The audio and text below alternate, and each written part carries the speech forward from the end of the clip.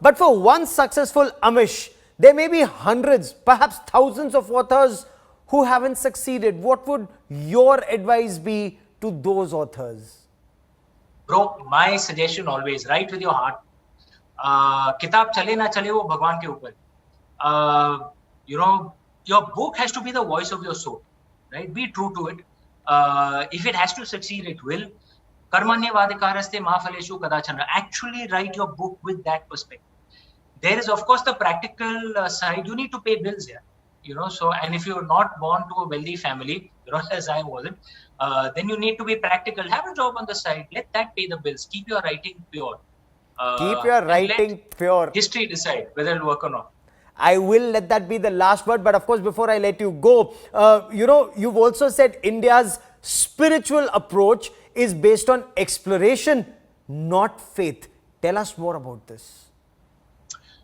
Yeah, in ancient Vedic Sanskrit, there was no translation for the English word blasphemy. So there are two broad groups of religions. And I'm not deriding any side. Every path has its strengths and weaknesses. The dharmic religions, it's more about the search for wisdom. You can have faith or you may not have faith. That is not central. There are some schools of philosophy where faith is important. Many schools of philosophy in the dharmic religions, Hinduism, Buddhism, Jainism, Sikhism, they don't have faith. Samkhyas, Mimamsas, Jaina, Buddha, they don't believe in a creator God. Whereas the Abrahamic religions, Islam, Christianity, faith is very central. That is the heart of it. You have to believe in God.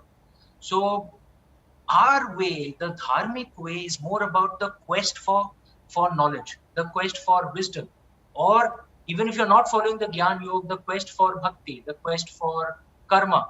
Faith is not central. You'll find most interestingly, I don't know if you read the Pew religious survey recently. Indian Muslims and Indian Christians actually also believe in karma, actually also believe in questioning God. That's what the Pew survey actually showed. Yes. Which is what I've always held.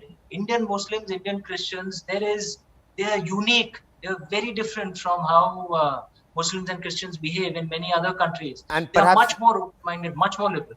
And that is why perhaps you're doing much better than many other countries in the world. But as always, it's such a pleasure talking to you, Amish. Many, many thanks for joining me. The last word that you actually said should be perhaps followed by all. It's also there in the Srimad Bhagavad Gita. Karmanyavadikaraste ma phaleshu kadachana. Do thy duty. Reward is not thy concern. Amish, many thanks for joining me. Thank you.